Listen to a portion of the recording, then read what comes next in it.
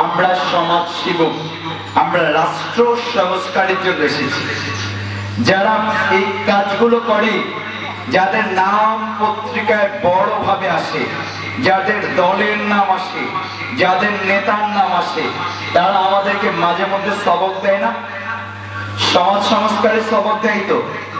এর কারণটা কি? যারা মানুষকে সংস্কারের কথা বলে কিন্তু নিজে অপকর্ম থেকে বের হতে পারে না, মূল কারণ হচ্ছে দ্যাটস ওয়াই তার মধ্যে ইসলামী শরিয়া নেই। সে আল্লাহ কি এটা জানে না। আবু জেহেল, আবু লাহাব, যাদের ব্যাপারে আমরা প্রথম ধারণা রাখি, তারা আল্লাহ তাআলা কি এটা মানত না, বিশ্বাস করত না। বিশ্বাস করেন, এই ধারণাটা প্রথমত ভুল। কিভাবে ভুল?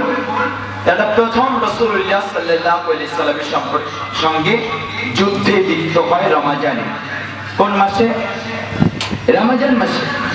এবং এই রমজানের 17ই রমজান তারা রাসূলুল্লাহ সাল্লাল্লাহু আলাইহি ওয়াসাল্লামের বিপক্ষে যুদ্ধে লিপ্ত হয়, যে যুদ্ধকে বলা হয় বদরের যুদ্ধ, তাই না? বদরের যুদ্ধ সম্পর্কে জানি তো। মুসলিমদের সংখ্যা কতজন ছিল?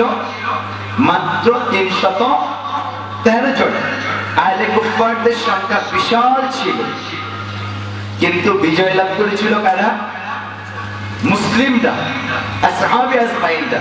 কিন্তু এই যুদ্ধের প্রেক্ষাপট বলছি, যখন প্রথম যুদ্ধ শুরু হয়, সূচনা হয়, তখন আহলে কুফফাররা যুদ্ধে যাওয়ার আগে আবু জেহেল কাবাঘাটের গিলাফ ধরে বলেছিল যে হে আল্লাহ, আমি যদি হকের মধ্যে থাকি তাহলে আমাকে বিজয় দিও, আর যদি মুহাম্মদ হকের মধ্যে থাকে তাহলে তাকে বিজয় দিও।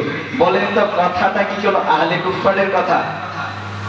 বলেন, এটা কোন আহলে কুফফারের কথা না।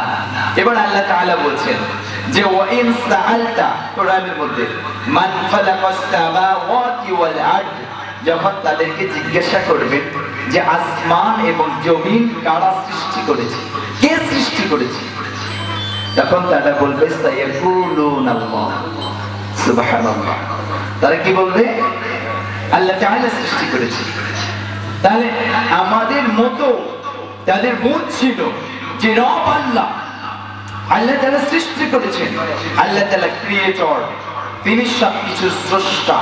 কিন্তু তাদের জীবনে আল্লাহ তাআলার প্রতি ভয় ছিল না, কারণ তারা এই বিশ্বাসী ছিল না যে আল্লাহ তাআলা একমাত্র, একমাত্র প্রভু, একমাত্র ইলাহ, একমাত্র রিজিক।